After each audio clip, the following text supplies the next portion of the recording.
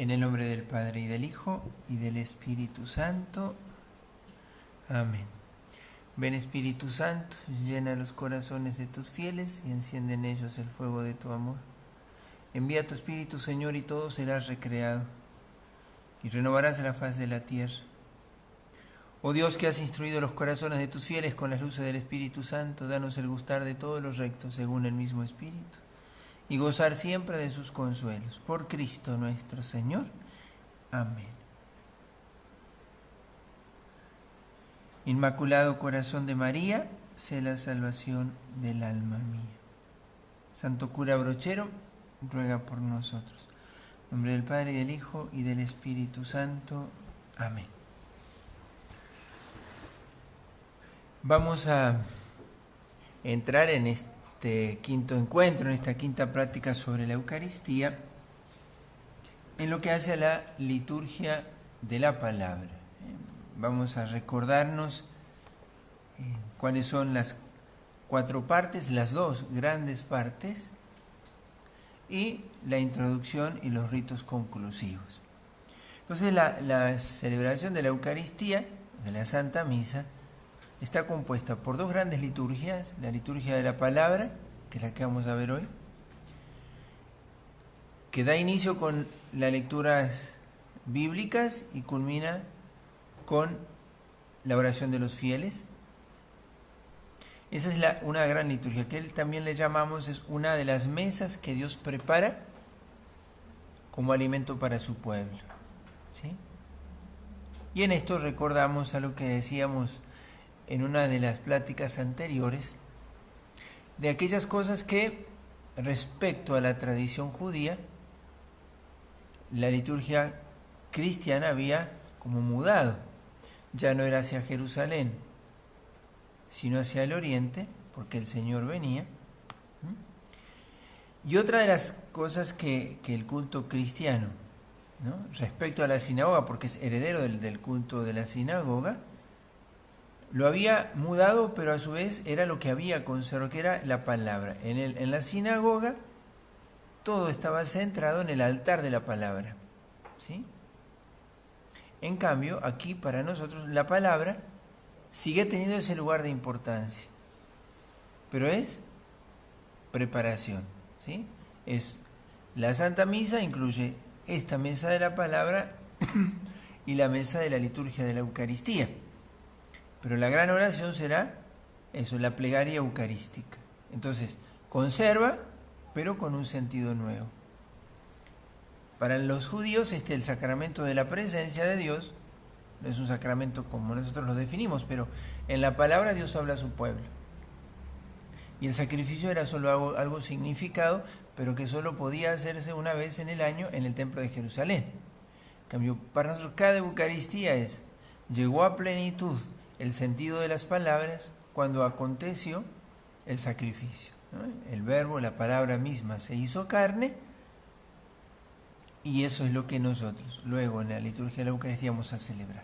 Entonces, primera gran parte es la liturgia de la palabra, que está precedida por los ritos introductorios, que son los que veíamos ayer. Desde el momento en que el sacerdote sube al altar, desde el beso del altar y el nombre de la Santísima Trinidad hasta la oración colecta. Todos ellos son ritos introductorios. ¿Desde qué momento, decíamos, uno debe entrar para celebrar? Desde el momento en que la asamblea empieza a conformarse antes de que entre el sacerdote. Queda conformada al momento de la señal de la cruz y el saludo inicial: el Señor esté con ustedes. Oración colecta,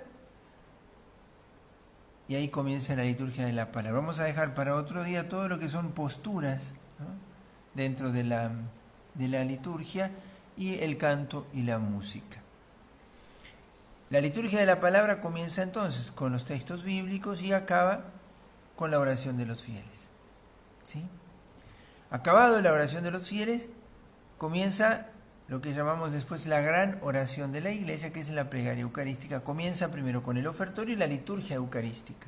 Aún todavía no es la plegaria, pero se comienzan a disponer y a preparar todos los elementos que harán al sacrificio. pan y vino, se prepara la patena con la hostia y copón con las hostias, el vino y el agua en el cáliz. ¿Sí? Entonces, la segunda gran parte es la liturgia eucarística, que da inicio, ¿sí?, en el ofertorio y culmina con la comunión. La comunión, a veces se nos preguntan o se pregunta cuál es la parte más importante de la misa, se dice la consagración. Por un lado es correcto, pero no es completo. Es una de las partes más importantes. Pero la plegaria eucarística culmina con la doxología, que ya lo vamos a ver, por Cristo, con Él y en Él, pero todo eso tiene sentido porque luego se ha de dar la comunión. ¿Sí? Cristo no se hace alimento, sino para que lo comamos. Y ahí está lo que nosotros vamos a considerar mañana cuando veamos toda esa parte. Y luego comienzan lo que se llaman los ritos conclusivos, que van hasta el momento en que el sacerdote, luego de la bendición, dice: pueden ir en paz. Demos gracias a Dios.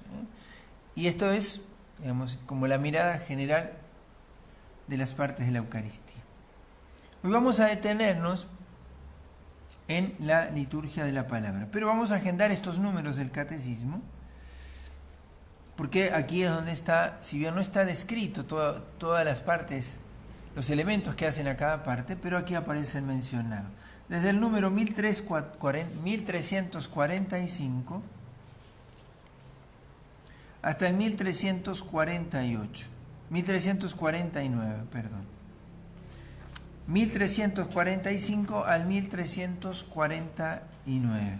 Allí vamos a encontrar el testimonio más antiguo que hay, ¿sí?, que es de San Justino, del siglo de la estructura de la Eucaristía que hasta hoy tenemos, donde aparece esto, lo de la liturgia de la palabra, la memoria de los apóstoles y los escritos de los profetas, lo de la homilía y cómo aparecen también las preces. ¿Sí? Aparece allí la liturgia de la palabra, el nombre como tal, y luego aparece justamente otra vez señalada las dos partes. Pero a esto le vamos a agregar unos numeritos que nos ayudan a comprender, o la Iglesia en el Catecismo nos señala la importancia de la palabra para la vida de la Iglesia, en los números 131 al 133. Si bien señala la importancia de las Sagradas Escrituras para la vida de la Iglesia, acaba allí el Catecismo, el número 133, diciendo esto: la Iglesia recomienda la lectura asidua de la Escritura para que adquieran la ciencia suprema de Jesucristo, pues desconocer la Escritura es desconocer a Cristo.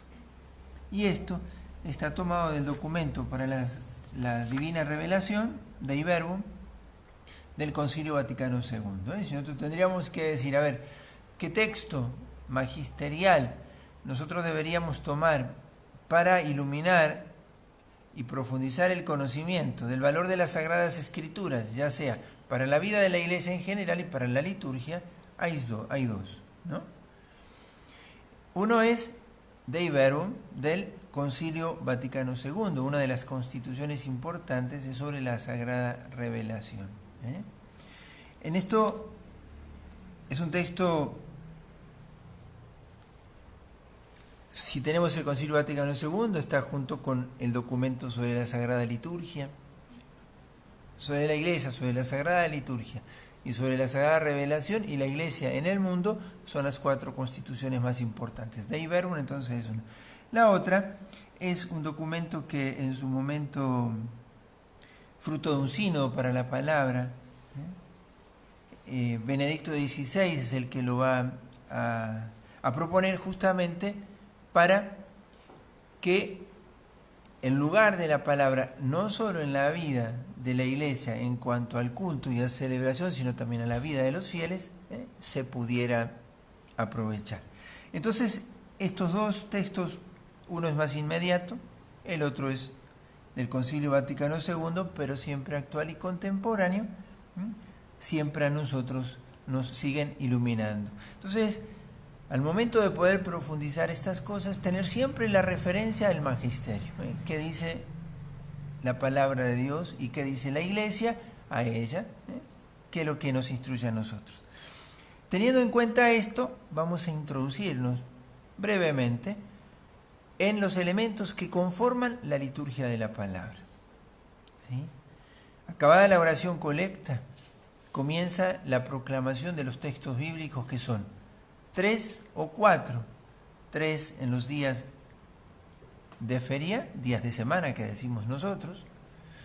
Son 4 cuando son solemnidades, cuando son celebraciones dominicales, o bien, como en la vigilia pascual, o también se prevé en la vigilia de Pentecostés, más lecturas. En la vigilia pascual siempre son más de 4.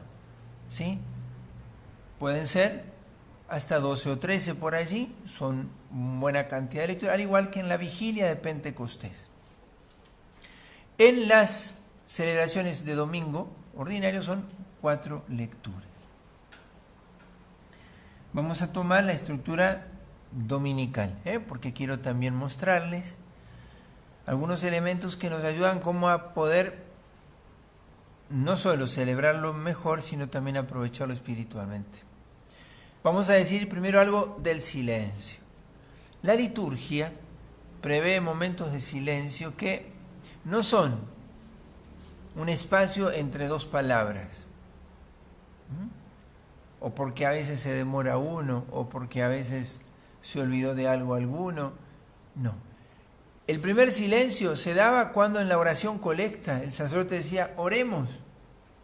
Y en el silencio, él, en su corazón, hacía suya las intenciones de los que estaban allí presentes y las intenciones que se habían pedido para esa Eucaristía.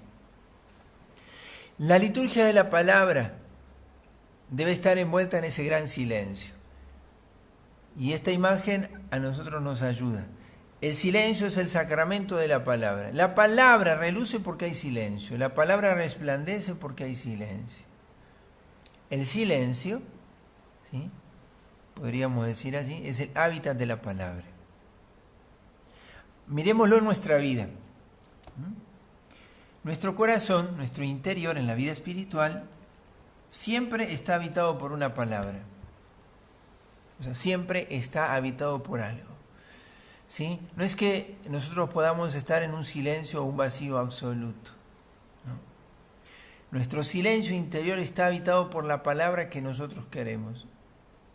En el curso de vida espiritual de oración que estamos dando estos días, en la quinta plática hablábamos de esto. El corazón va a vivir de aquello que yo le doy de comer. Mi silencio estará habitado por la palabra que yo acoja, ¿no? Entonces, así como para mi vida espiritual, yo tengo que querer la palabra, que ella me habite, la palabra de Dios. En la liturgia, el espacio de la liturgia de la palabra es para que resuene el texto, porque es proclamación de la palabra de Dios. La voz sirva de instrumento a la palabra y la música resalte los textos que se proclaman. Todo eso es posible, ¿por qué? Porque hay silencio en la asamblea, porque hay silencio en nuestro corazón. Mientras se proclama la palabra, parece que el silencio se interrumpe. En realidad, el silencio está siendo ganado por la palabra. Pero acabada de proclamarse la palabra, ¿qué sucede? La asamblea debe volver a experimentar que está en ese espacio, el espacio del silencio. Por eso, entre texto y texto, leído y proclamado, no ha de acelerarse, sino que tiene que darse un tiempo suficiente para ¿qué? Para que la palabra encuentre el corazón donde repose y resuenen las palabras oídas. ¿Por qué? Porque la palabra cae en nosotros como una palabra viva. Encuentra un corazón disponible y empieza a hacer su obra. Tengo que dejar que el eco de la palabra oída siga resonando en el silencio de mi corazón. y en el silencio del recinto sagrado. Todos nos sentamos. En el caso de que hubiera un guía que hiciera una introducción a las lecturas, no debe apurar su lectura. Debe dejar que todos se sienten, el que preside, los ministros que asisten al altar, la comunidad. Una vez todos sentados, se hace la introducción, y si no, mientras todos se sientan. El lector inicia su camino, sin apuro. Son esos segundos en los que el corazón es solicitado en su atención, su silencio es solicitado, para que su atención vuelque el oído hacia la palabra. Debe ser leída de tal manera la palabra que ya sea legible, diríamos así, al momento de ser oída. Pero ese silencio que le precede es el silencio que le sucede. Dicha la palabra, el lector, la proclamación final es una invitación a una respuesta, que la puede hacer el mismo lector o la puede hacer otro miembro de la asamblea, ¿no? Cuando dice palabra de Dios y todos respondemos, te alabamos, Señor. Eso podría hacerse cantado. Es una aclamación. ¿Para qué? Para que resuene como un eco en mi corazón la palabra proclamada. Y eso perdure. Sin apuro, baja el lector, quien hace siempre reverencia, en ese caso, al que preside la celebración, que hace las veces de Cristo en la asamblea, así como antes de subir al presbiterio saluda, y así cuando baja hace lo mismo. Sin apurar el otro lector a tener que subir. Porque entre lectura y lectura ese espacio de silencio es un espacio sacramental y de eso no tenemos que olvidarnos. ¿Sí? Podríamos decir que el pentagrama, donde diríamos cuelgan las notas, el silencio es el pentagrama de esta palabra. Necesita ser ubicada la palabra en un silencio que le permita a esa palabra tener mayor efecto. ¿Por qué? Porque el lector lo que hace es de voz de la palabra y el oyente es orante. Siempre recordemos que en este caso es la iglesia. La orante es la iglesia que está haciendo su gran oración. Pero la iglesia es cada uno de nosotros. Entonces, cuando hablamos de silencio, y así sucesivamente, el salmo puede ser entonado responsorialmente, alternando la antífona en cada estrofa, el pueblo y el salmista, como así también solo la antífona al comienzo se canta todo el salmo y al final la antífona. Eso es indistinto. Más propio sería lo responsorial. Pero acabado el salmo, lo mismo. El salmista vuelve a su lugar, reverencia al que preside, y el segundo lector, o el tercer lector, si sumamos el salmista al segundo lector, pero lector, salmista y segundo lector, si es que estamos hablando de una Eucaristía dominical, se acerca al altar. Y no ha de sentirse el apuro porque llegue. ¿Por qué? Porque ya se me ha dado alimento, para que el estómago de mi alma se entretenga. Necesito digerir lo que ya se me ha dicho.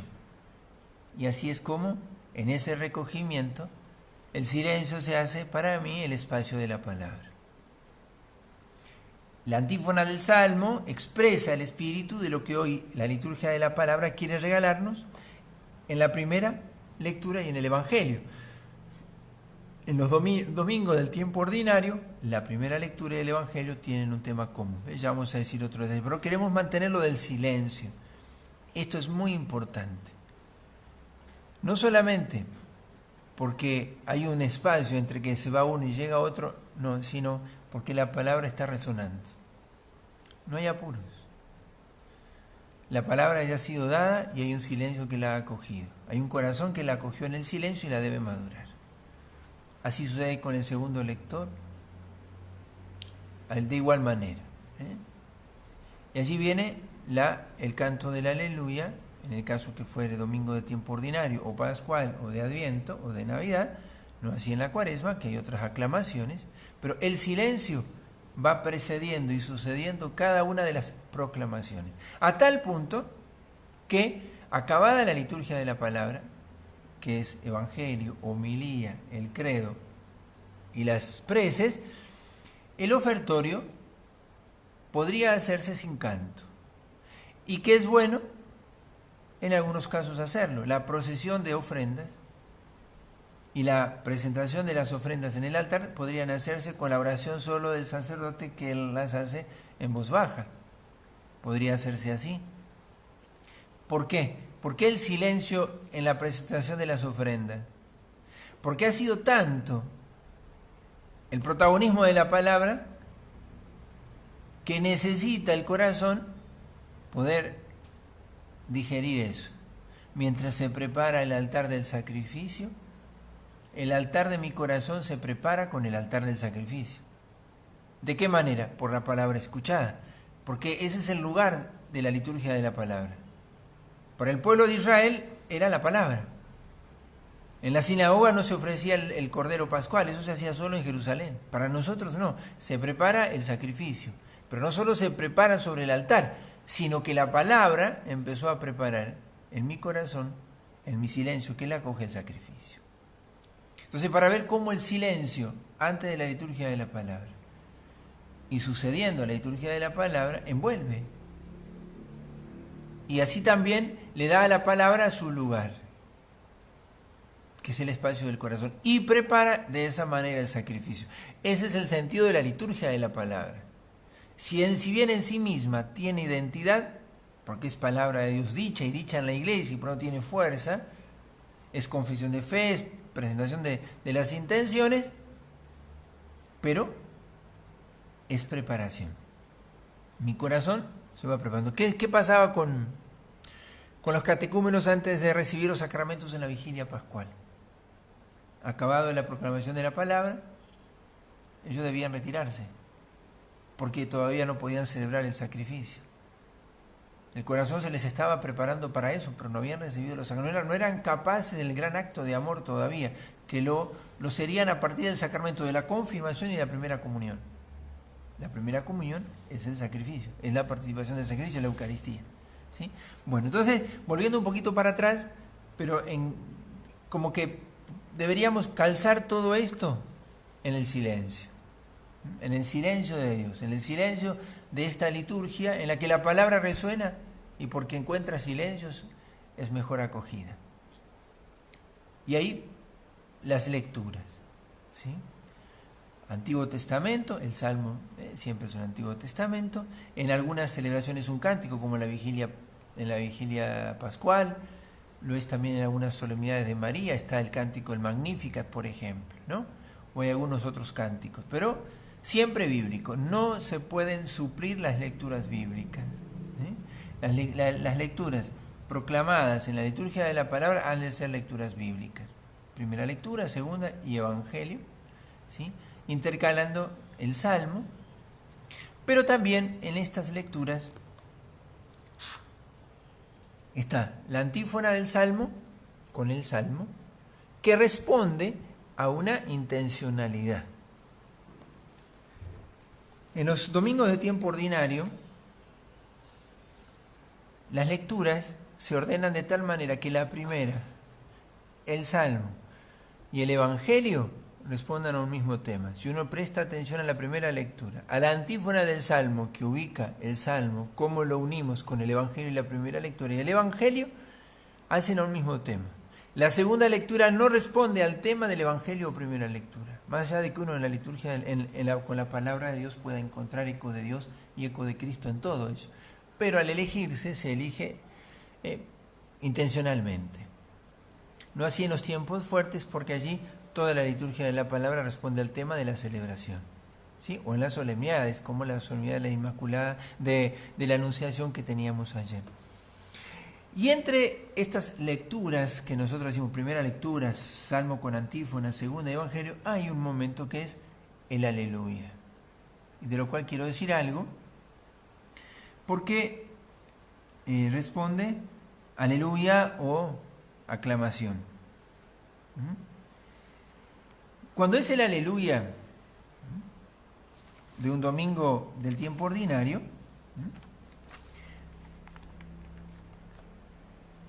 ¿qué es lo que ofrece el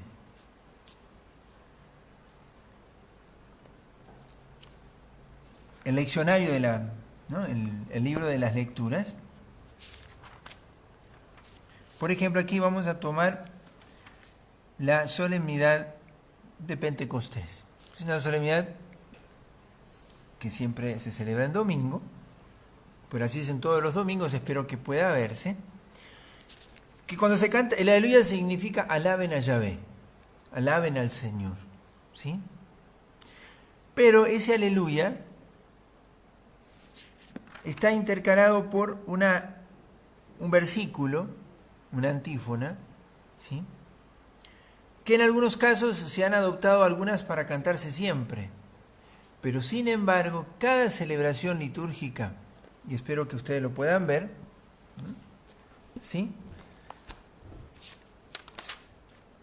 Está la primera lectura, aquí está el Salmo, en estos leccionarios tienen una melodía compuesta. Segunda lectura, y el aleluya tiene una antífona propia para esta celebración, que si ha de cantarse puede tomarse una melodía común, pero cantarse con este texto. ¿Por qué? Porque también este texto responde al espíritu del Evangelio.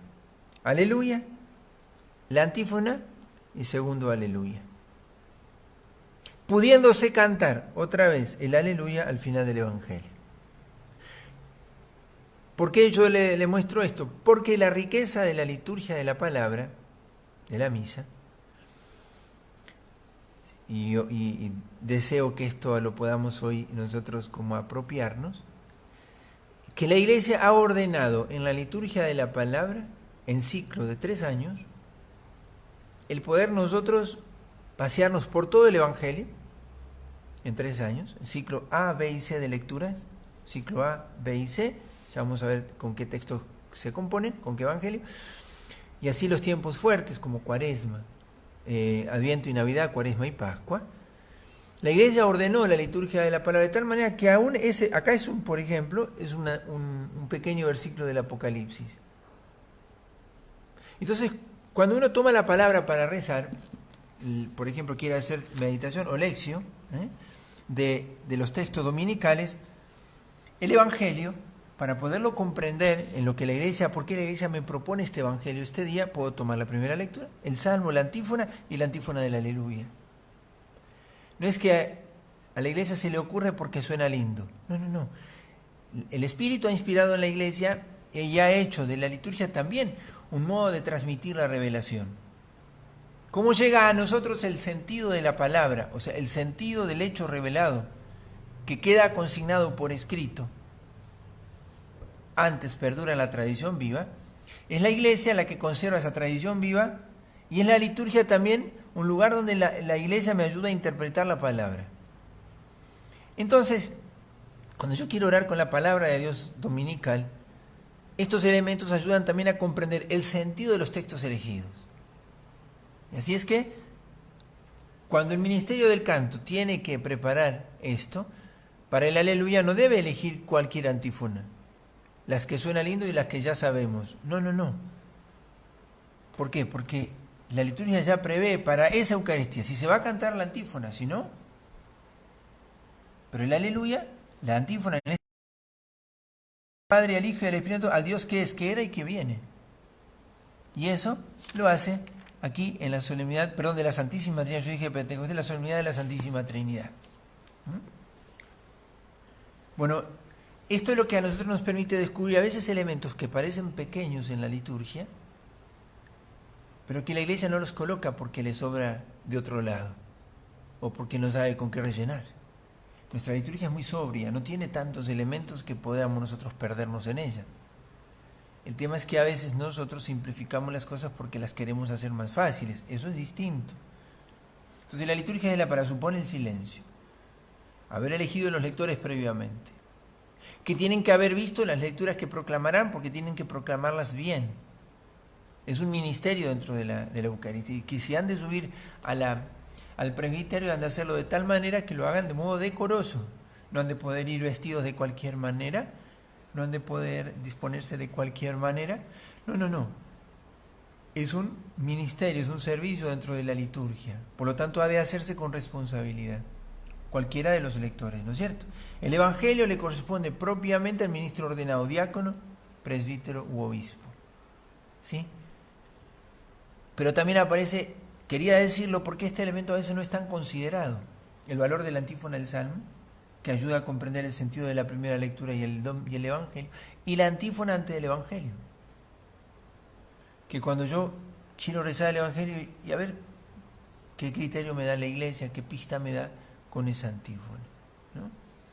Entonces, bueno, aquí estaría la liturgia de la palabra en la proclamación de los textos bíblicos. Viene el Evangelio, que si es con incienso se inciensa. Recuerden que la incensación es de todo lo que es santo o está llamado a ser santo. Con la incensación, la iglesia manifiesta la veneración que ella le presta a la palabra, no al libro. En el libro resuenan los ecos de la palabra. Nosotros no somos una religión del libro. Lo que es santo es la palabra encarnada y revelada. Revelada y encarnada, encarnada y revelada. Entonces, la veneración es para con la palabra encarnada. El Espíritu de Dios resuena, y resuena con un eco particular en la liturgia como en ningún otro lado. La palabra no tiene tanta fuerza como en la liturgia. No hay lugar donde la palabra tenga más fuerza. A tal punto que cuando el sacerdote dice tomen y coman, el pan se hace cuerpo de Cristo. Tomen y beban, se hace sangre de Cristo. No hay lugar que la palabra tenga más fuerza. Por eso, estar bien preparados a la palabra, porque en la Eucaristía va a acontecer lo que ella dice. Cuando el sacerdote dice en nombre del Padre, del Hijo, del Espíritu Santo, amén, el Señor esté con ustedes, la asamblea queda constituida. El Espíritu Santo está trabajando. Milagros que acontecen en la liturgia si nuestros corazones están disponibles. Entonces, después que el Evangelio es proclamado, es incensado, es proclamado. Acabado el Evangelio, otra vez la aclamación. Y el sacerdote, la proclamación de tu palabra, Señor, me purifique de mis pecados. Es una oración personal que hace el sacerdote. Y viene algo que es parte de la liturgia de la palabra, que es la homilía. Que el sacerdote no la puede obviar en días domingo o con solemnidades con presencia de fieles. Debe hacer la homilía. Debe iluminar la vida con la luz de la palabra. También es un hecho sacramental. Es un hecho que tiene la fuerza del sacramento y la debe hacer el presbítero. Obviamente, o el obispo, o el diácono, el ministro ordenado, mejor dicho. Ellos han de hacerla. No puede ser delegado. Es algo que le corresponde. Debe hacerlo. Si no habría homilía, por la razón que fuere, momento de silencio. Acabada la homilía, puede haber momento de silencio. Viene posteriormente la respuesta a la palabra proclamada. ¿Cuál es la respuesta?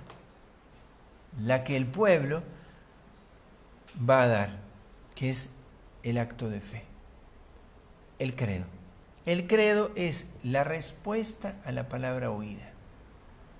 Yo creo, confieso que esta es mi fe. Creo, asiento. El credo podría rezarse todos los días si se quisiera. No así el Gloria, pero el credo sí. En tiempos difíciles hasta convendría, yo no sé si en nuestro tiempo sería conveniente el credo diario para que nuestra fe en la comunión de la iglesia, ¿no?, en la misma fe se nos afiance. Es la fe de la iglesia, ¿sí?, en la que Cristo ha confiado. Y luego viene la oración universal, que ya es la presentación que el pueblo fiel hace a Dios de sus necesidades. Por el Santo Padre y sus pastores, por el mundo por los gobernantes y las naciones, por necesidades particulares y por la asamblea que celebra. Esa es la estructura que presenta el misal. Allí se agregan algunas otras intenciones que suele haber, que se necesitan pedir. Y acabada la oración de los fieles, culmina la liturgia de la palabra. Y es allí cuando decíamos recién que podría hacerse lo que sigue, la presentación de las ofrendas en silencio. ¿Qué es lo que tiene que acompañar todo este momento de la liturgia de la palabra?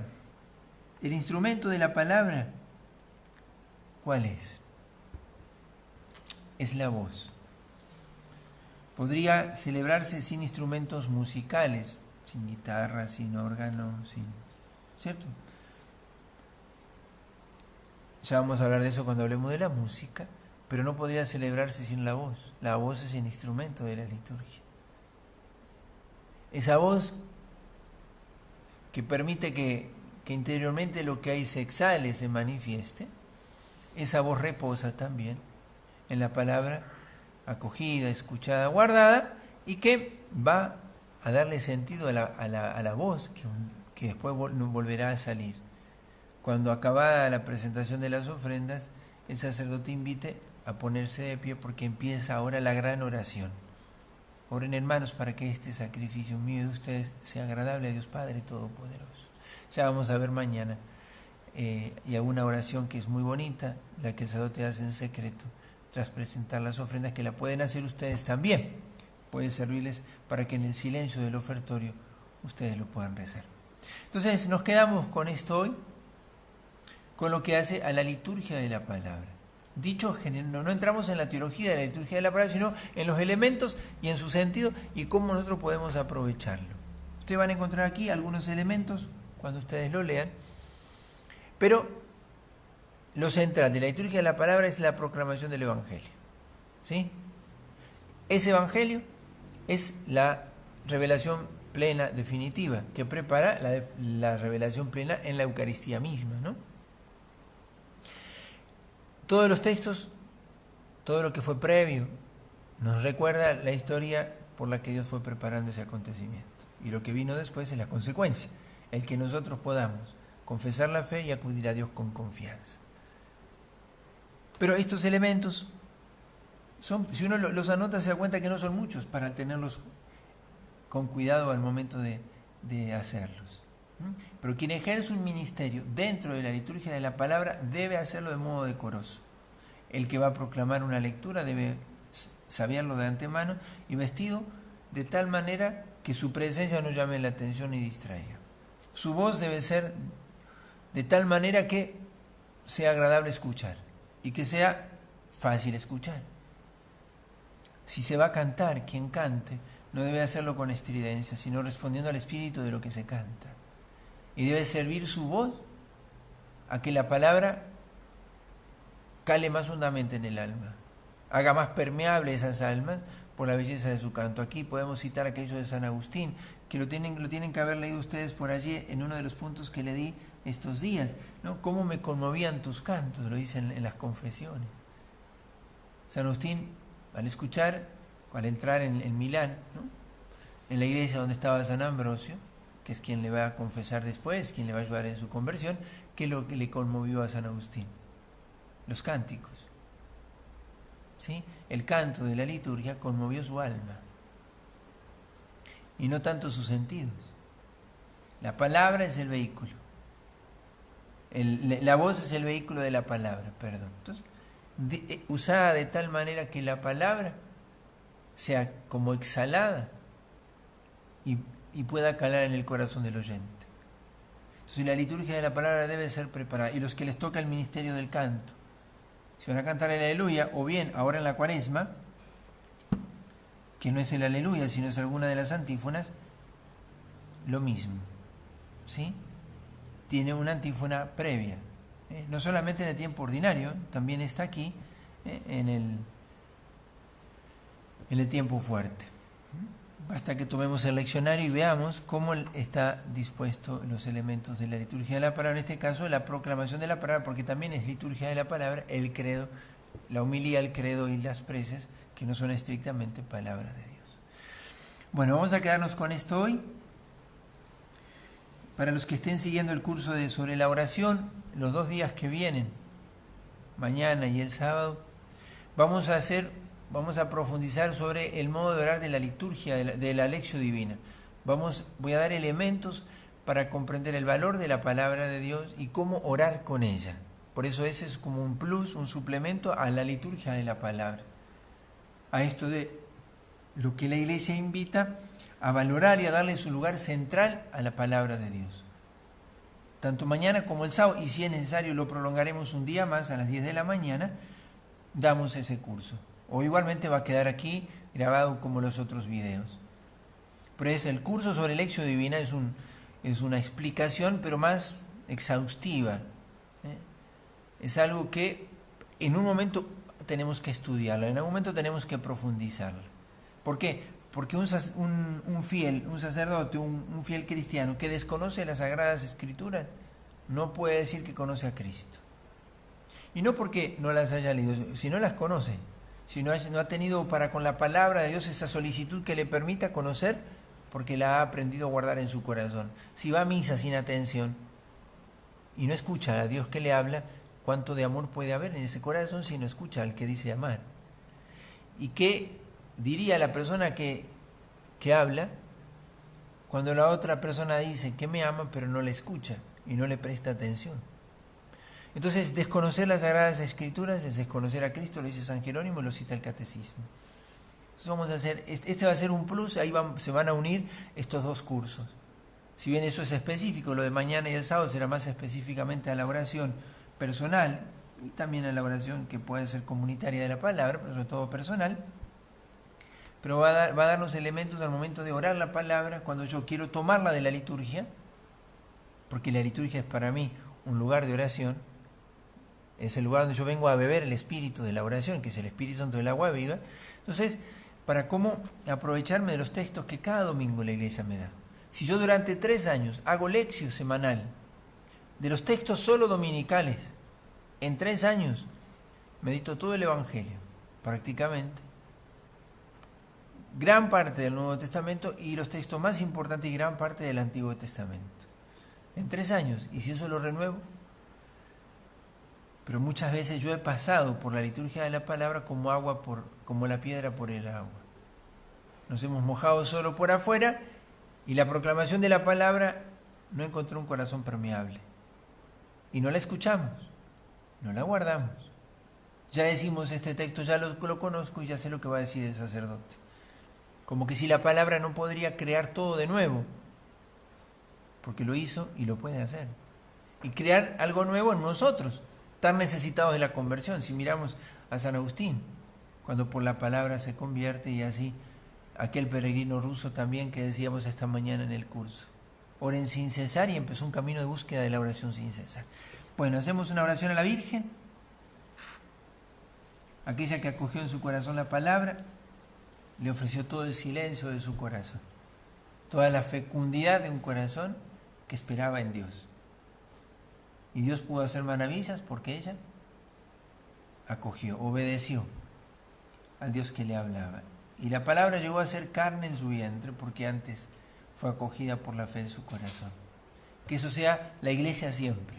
Los cristianos que venimos a misa tenemos que irnos renovados en la palabra, acogida en la fe y encarnada en nuestra caridad. Dicen los padres de la iglesia que nosotros no hemos de abortar la palabra, que tantas veces inspira por la fe en nuestros corazones santos deseos y pensamientos, pero después nuestras obras de caridad nunca llegan. Las obras de caridad es dar a luz la palabra engendrada por la fe. Eso es lo que le pedimos a la Virgen. Espíritu Santo, amén. Dios te salve María, llena eres de gracia. El Señor es contigo, bendita tú eres entre todas las mujeres, y bendito es el fruto de tu vientre Jesús. Santa María, Madre de Dios, ruega por nosotros pecadores, ahora y en la hora de nuestra muerte. Amén. Gloria al Padre, y al Hijo, y al Espíritu Santo, como era en el principio, ahora y siempre, por los siglos de los siglos. Amén. Santo cura Brochero, ruega por nosotros. San Jerónimo, ruega por nosotros. Me olvidaba de darles era una recomendación de una lectura bíblica, para que el Salmo 118, enterito, que es el Salmo de la Palabra, es un salmo largo, el más largo. En algún momento, algún día, uno podría hacer una vigilia de oración solo con ese salmo y marcar todo lo que dice de la palabra. Cuando dice ley del Señor, o mandamientos, o prescripciones del Señor, Usa muchos nombres para hablar. Cada 2 versículos aparece una palabra que dice referencia a la ley del Señor, a la palabra de Dios. Es el salmo que podemos alguna vez leer enterito para ver cómo la palabra de Dios era tan valorada y elogiada en el Antiguo Testamento, y mucho más lo ha de ser en el Nuevo, porque esa palabra era Dios, esa palabra estaba junto a Dios, y esa palabra se hizo carne y habitó entre nosotros. Jesucristo nuestro Señor. Él nos bendiga.